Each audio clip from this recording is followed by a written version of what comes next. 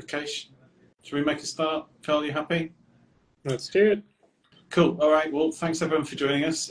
So we're here to talk today about GivBack and our partnership with Axel Energy. We've got Karl from Axel Energy on, and he'll introduce himself in a second. My name's Rob Taylor. I'm the CIO at GivEnergy. GivBack is our window into the demand flexibility service scheme. So we're partnering with Axel Energy, and we've recently launched this. There's a bunch of questions that people have, very reasonable questions. We've tried to answer a few of them in FAQ, but we wanted to give some time so that we can answer some live questions that have been coming in, as well as some of the things that we've seen asked on socials, and try and give a little bit more clarity on what's going on. Karl, do you want to just quickly introduce yourself, and then we'll dive into questions, I think. Of course, I'm the co-founder and CEO of Axel Energy. So Axel's a technology company, a software business that helps companies like GivEnergy to enable their customers like you to participate in flexibility markets. So more and more people are getting solar on the roofs, batteries, EV chargers, these products that GivEnergy supplies and sells. And at the same time, the grid is having more requirements to help keep the grid in balance, to make sure supply and demand equals each other and all the rest. And so what we do is we work with companies like Give to make sure that the people like you are able to use your batteries to participate in programs like the Demand Flexibility Service. So GivBack is a program that behind the scenes is the Demand Flexibility Service. And what that is attempting to reduce the peak, so the highest electricity consumption across the year, which in the UK typically happens on the coldest days of winter, typically in the evenings when people come home and turn on their TV, start cooking, etc. So by exporting your batteries during those hours, you're lowering the amount of electricity consumption during that period, which can help keep coal off the grid. And I think the other thing which is worth mentioning is it also pays quite well. So there's an environmental reason to do it, there's a grid reason, and there's a selfish reason to get some money as well. And we wanted to make sure we offer this as simply as possible for our customers. It was run as a scheme last year, but we wanted to do things slightly differently, which we'll explain some of today. So I think let's dive straight into the questions, because some of these are going to immediately make a little bit more sense. So first one that I've got offline is how is GivBack different to other balancing or flexibility services? So the key difference that we wanted to offer with GivBack and the partnership with Axel was automation. So these services are available, and there are many common ones through providers and other services, but we wanted to give something which was fully automated, so you didn't need to think about it, which would increase the accessibility of these services for people. So the idea is you don't need to be a technical user to benefit from this scheme and to give into this scheme. And you don't need to remember that an event is happening. It should happen automatically when we get things nice and slick. So that's really what we're trying to offer with GivBack, partnering with Axel. So second question, how does GivBack impact my current tariff or export program? Well, this is a really, really easy one. It doesn't at all.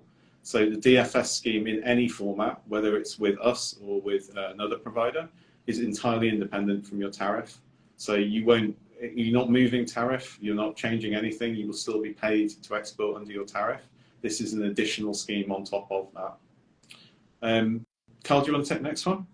Yep. So how does the scheme work with Octopus tariffs? So in general, as Rob says, this doesn't impact your tariff. Anything you get paid from this is in addition to what you're currently getting paid from existing tariffs. The one thing I'd mention is Octopus does have some tariffs that include control of your battery, such as Intelligent Octopus Flux. And there could be some conflict there, because Octopus could send a schedule to your battery saying to do X, and then we try to send it a schedule to do Y. And so during sign up, we try to ask you about those tariffs, and you're still able to participate if you do have that, but there could be some conflict. So we just want to flag that up front. Next question, I'll take this one. How and when do I get paid? Great question. So after each event, typically the day after each event, you'll receive an email from us, from Axel, and it'll tell you how much energy you exported to the grid compared to how much energy you normally export or import at that time. And the difference between those two values is your additional export. And in that, we'll tell you what your earnings are, and there'll also be a link to cash out your payments. You'll click on that link, and then you'll have the ability to put in your bank information and get paid. Just as an FYI, there's a minimum of a £10 balance for withdrawal, but if you have less than that at the end of the program, which will be at end of winter, you'll be able to cash out whatever the remainder is. Great. Who decides how much I get paid? So we've set payment at £2 10 pence per kilowatt hour for the first 6 events. After that, the exact payment will be variable. We'll let you know before each event what the payment will be for that event, and it'll be at least £1 per kilowatt hour. So it should, still more than be profitable based on your tariff. In terms of who pays and who decides, so the ESO, the electricity system operator, who's the grid operator in the UK, they're the ones who administer and fund this program behind the scenes. And there are effectively, once we get through these initial events, there'll be bidding and there'll be market prices based on what the supply and demand is and all of that. So, we're hoping that we'll continue to be able to offer prices in the £2 range, but it could go down to as low as about £1. So I think I should probably take the next one. So can I sign up to GivBack scheme if I'm on a plant system with multiple inverters and batteries? It's a pretty simple one, but yes, you can. The only proviso to that is there are a few people out there, a handful of people with a prototype EMS, and it won't be compatible with those people, but it's a very small number of people. Cool. I'll take the next one. Can you specify how much stored electricity is taken to ensure we do not end up with an empty battery? So we'll know ahead of time how long the event will be. They'll typically be an hour, but it could be shorter and longer. So there's an event today from 5 to 6 p.m. for an hour. And what we'll attempt to do is make sure you have enough electricity in your battery to export during that event. But we don't want to needlessly charge your battery. We don't want you to pay for electricity to charge up your battery that you won't then need. So we'll try to charge your battery just the right amount. If you normally have your battery very charged at that point, to be able to use that to power your home afterwards, we'll try to keep that into account. And then when the event is over, we'll revert your schedule to whatever you normally have. So then your battery will go back into its normal operation, and it'll stay that way until the next event. Okay, next one related. How much profit will I make if I'm topping up before an event on a peak rate? Well, I think the key thing here is it's hard to say because the values that you get paid for DFS will change for later events. So the exact amount of profit we can't say right now. But the size of the payment that you'll get for DFS is always higher than what you would pay for the import. So you will always make a profit, and we won't be doing the event unless we think you're going to make a sizable profit. There's just no point doing it. We will aim to charge at the cheapest rates, as Karl has said, but even if we were to charge at peak, you would still be making quite a good profit. It kind of is a win-win-win, really. So next question. Will the extra cycling of my system affect my battery warranty? Well, because of the volume and the type of these events, it's going to make absolutely negligible effect to your battery warranty. If we're talking about, let's say 12 events this winter, that's 12 at worst partial cycles of your battery. It's an absolutely insignificant amount compared to your warranty, even if you've got a limited cycle warranty. So I don't think it does. It's obviously up to you to make an individual call whether you're comfortable with that. But for me, the benefit is much higher than the amount of wear and tear on your battery.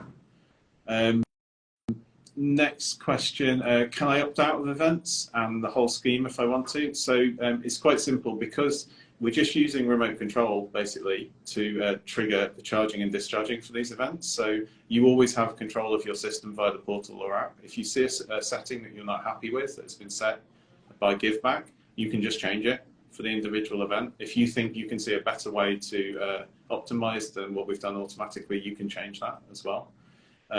What we will say though is that if you want to opt out completely, there is an email that you can send a note to with Axel, and they will drop you out of the scheme, and we will do that as soon as practical. So You can opt out both at an individual event level manually, and you can opt out the whole scheme at any time. Take the next one. Can I still participate if my smart meter has poor signal?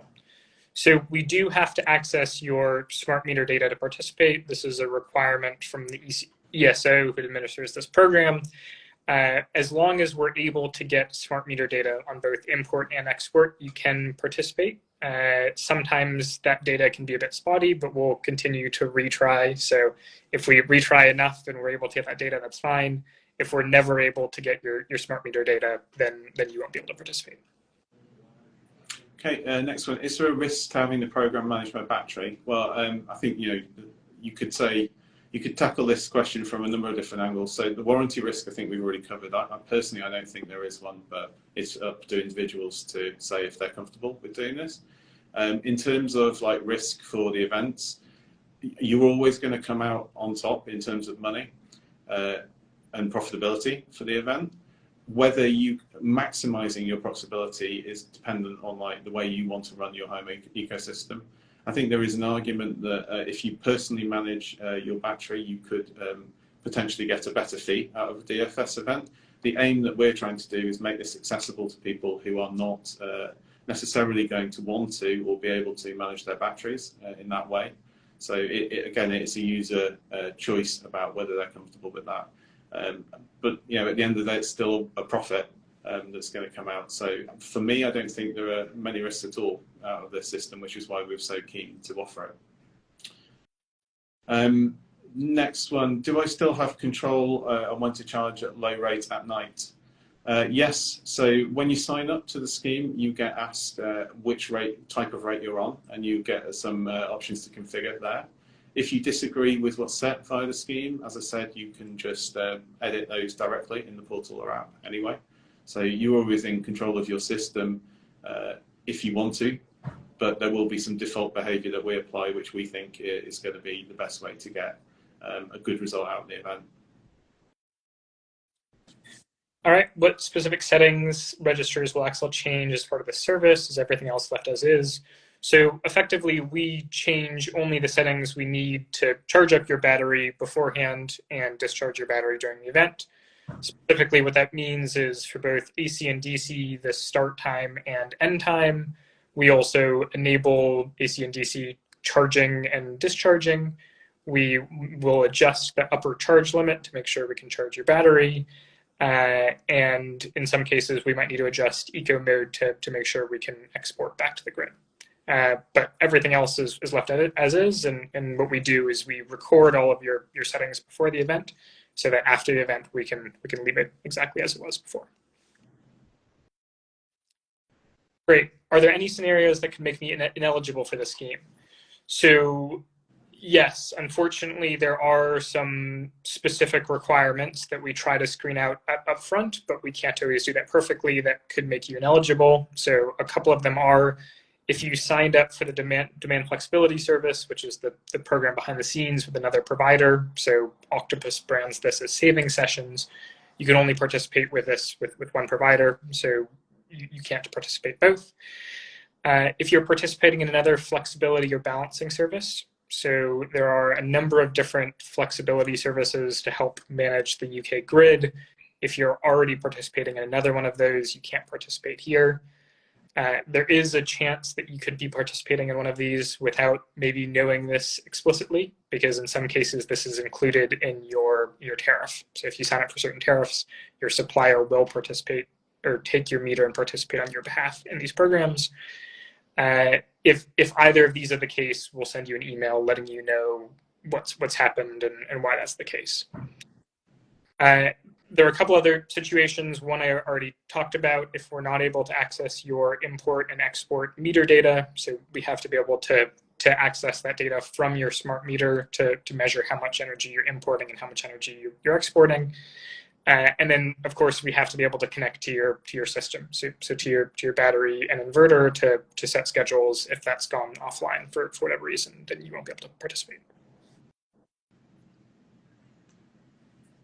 All right, so last year, Octopus paid $225, often more. Will GivEnergy be higher value if there's a short notice session? So I talked about this a bit earlier. So there's a set price of £2.10 for the first 6 events. After that, the price will vary. Could be higher, could be lower, but a floor of about £1. Most events will have notice about a day ahead of time. In some cases, may only have notice the same day. And this is, again, decided by the ESO. Pricing, again, is independent from that notice period, but will be in that general ballpark. Okay, another question about intelligent flux. If I'm on intelligent flux, can we also do GivBack, as intelligent octopus flux isn't a DFS scheme, but it is an export scheme? So the only area where we think you're going to clash potentially, if you're on an intelligent tariff like intelligent flux, is with the export plans. So if Octopus or whoever are trying to control the battery state of charge or export import in a different way to Axle at the same time, you might end up with different commands landing on the inverter and some unpredictable behavior. There's nothing inherently incompatible with the tariff, but the behavior might be unpredictable, to be honest with that. So we wouldn't recommend it, but it's possible, in theory at least. Next one, will GivBack interfere with other export tariffs, such as 15p intelligent octopus export? Well, the DFS is entirely independent from export rate, as we've already covered. So whatever your export rate is at the time will be available to you on top of DFS. It's control of your battery state of charge where things might start to get a little bit strange. So if you're in a tariff where there is control applied by your supplier, I think you need to think a little bit more carefully about whether you want to use an automated DFS service like GivBack. For most other scenarios, I don't see any issue with it at all. All right, so next question is asking, how do we charge batteries and how do we make sure we charge it in off-peak?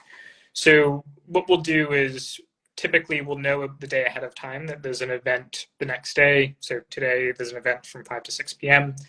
And so when you've signed up, we've asked what your off-peak tariff information is. So what hours you have a cheaper tariff window if you have that. And if you fill that out, we'll use that to charge your battery during that cheaper window. So if you have a cheaper window from 2 to 5 a.m., we'll attempt battery from 2 to 5 a.m. We don't want to charge your battery too much because then you might be paying for electricity you don't need. We don't want to charge it too little because then you don't have enough. So we try to estimate how much we need to charge your battery for the event or whatever else you do, solar generation in your home throughout the day. That's not perfect. We're doing the best we can and we're working to improve that. And so what we'll do is before the event, so a couple hours before the event, we'll look at the state of charge of your battery and say, do we need to top up the battery a bit to be able to export to the event? That may be during your more expensive tariff period, but you should still more than get covered by that from your pay. So if you're paying 30, 40 pence to charge your battery at 2 p.m., that'll get covered by the £2.10 you'll get paid to export. So again, we try to charge as much as we can, but not too much overnight, but then we'll make some adjustments later on as need be. Another question, how long does sign up take if I don't already have an export metering or an export MPAN? So the MPAN is the number associated with your import and export. So you'll have an import MPAN and an export MPAN. We need both of these, but this is how we get your import data and your export data. And typically we can take one of those numbers, we can connect that to the other, and we can get all the data, and it's easy, no problem. There's some cases where you might not have an export MPAN or we're not able to retrieve that. If you don't have an export MPAN, you'll need to ask your supplier to create one for you. That could take a bit of time, from a couple days to a couple weeks. And once that's done, you can let us know, and then you'll be able to participate. I think that's the end of our pre-questions, so we'll go through some of the comments now. I think it's worth just mentioning about export MPAN that there is really not a lot of loss in applying for an export MPAN, unless you're on a feed-in tariff, in which case you've got a slightly more complex decision. But if you've had a system installed, like there's no reason not to have, in most cases, an export MPAN. So you know, we'd encourage you from GivEnergy to get that sorted anyway, even whether it's due to this scheme or something else. So first question for the comments. I don't think this will work if already using Octopus Flux. So I think it will work absolutely fine with Flux, standard Flux, as we've covered. Intelligent Flux is slightly more complicated because of the control clash, but it will still work with the Tariff. It's just might do some strange behavior as two different systems attempt to remote control of your system. Next question. Sorry, just I'll scroll through a lot of joining and leaving. The question about jobs, I would encourage you to look at the website and you see what we're looking for about that. I think this is one for you, Karl. I think you've partially covered this, but how do you decide how much energy you'll charge from my battery? Yeah, so what we do is we look at how much you normally charge your battery overnight. We look at how much energy you need in your battery to export during the event, and we try to put those two and two together. So if you normally charge a little bit and you need a lot to export, we'll charge a lot. If you're already charging, we'll effectively try to keep it what you're normally doing so that we can export it in the event. But again, the aim here is to charge your battery just the right amount so that you can export during the event. You know, of course, we don't know how much energy you'll use during the day from your battery and all the rest. We do have some solar forecasting built in as well, but we're working to get that as accurate as possible. And if you have any feedback, you know, of course, please let us know. Okay. Next question from comments. So a specific question about the event today. So Axel set mine to charge between 2 and 5 a.m. but only to a maximum of 39%, so it stopped at 2:35. Any idea why? Well, I'm not going to ask Karl to tell you exactly why right now, but we will look at that. We are aware there have been a couple of bugs with the first event. It is unfortunately the first time we've run this in live, so it is always going to be a little bit of a learning experience, but we will get there with it, and we're looking at all of these individual items one by one. We'll do what we can to fix it, work out what's happened. Some of it might be intentional, you know, so it might be that the prediction is that was what you needed. It could be a bad prediction, or it could be one of the bugs, so we'll look at that. On old feed-in tariff scheme with no export MPAN, does this exclude me? Yeah, I can take this one. So if you're on a very old feed-in tariff or FIT scheme where you have deemed export, so the payments you get aren't based on how much electricity you produce, but based on an estimated number, that typically does exclude you. That means most likely that we're not able to access your hourly export meter reads. And if we're not, then we're not able to participate. You know, this is obviously frustrating because you still have the technical capabilities to be able to deliver here. We're working with the ESO to see if we can find a solution so that we're able to get people like you to participate as well. But as of today, unfortunately, no, you can't participate. There's a couple of people, I noticed these coming in, asked for MPAN export yesterday, and they were provided late last night. Will they be updated in time for today's event? There's a couple of similar questions to that effect. Unfortunately, no. So what we need to do is after you give us your export MPAN, we'll check and make sure we can get the data. We'll then register it with the ESO, and the ESO needs to approve your MPAN, approve your meter to say, you know, this looks good to register. That does take a bit of time, so you won't be able to participate in today's event. You know, very sorry about that. Please feel free to email us if you have any further questions on that one. Another question on charging. So for those of us on Agile, what time approximately can we expect the battery to start topping up prior to the demand period? Yeah, so in sign up, we do flag that we aren't optimized perfectly for Agile. You're still welcome to sign up. What we've done for Agile is try to charge your battery during the cheapest overnight period, which is typically in the 2 to 5 a.m. range. So your battery should have charged overnight around then, but we will top it up in the afternoon if need be, like we would with other systems.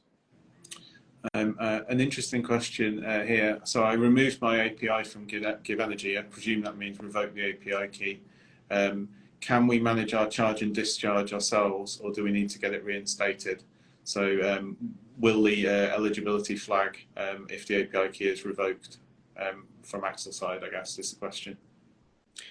Yep, it will. So we check that to make sure that we're able to do what we say we can do, and that we're able to set up your system to deliver on the event. You know, if you want to talk about that further, feel free to drop us a note, and we can see if we can get that sorted for you. Yeah. If we have questions after this live Instagram, is there a particular email we should use? Well, I mean, I think both of our support teams would be the right place to go for this. So do you want to, we'll leave the support emails in this chat later so that everyone has them to hand. Yep, and we'll leave it in the chat, but any specific questions, you can email support@axle.energy, axle.energy. Yeah, and we'll also leave it in the comments. Yeah. Okay, I think that's the last of the live comments that we've got. Anything that you want to mention that we haven't covered that you're expecting to be asked questions on, Karl? No, that covers it. You know, so I think we did mention that there is an event today. You will have received an email if you're participating in that event. You should have also received an email if you're not able to participate in that event. Again, we're doing everything we can to get everyone in, but not always able to. This is the first event of the season, so you know there might be some bumps along the road, and it might do something that you're not expecting. If you have any feedback in general on how we can make it better, again, please let us know. Really appreciate that. We're obviously working to do everything we can to make this as good as possible. Yeah, I absolutely echo that. Like we're doing this because we think this is a total win-win for our customers. So we really hope that it's valuable. If there's stuff that we're not doing optimally, just let us know and we'll try and iterate on it and improve the service. So I hope it's valuable to people, but we're doing the best we can, and we will continue to work on that. Thanks very much, everyone, for dialing in today. Great to talk about this. It's really exciting service that Axel are providing that we're surfacing. So I'm hoping it can be the start of a really useful service for our customers. Okay, cheers, bye. Thank you all.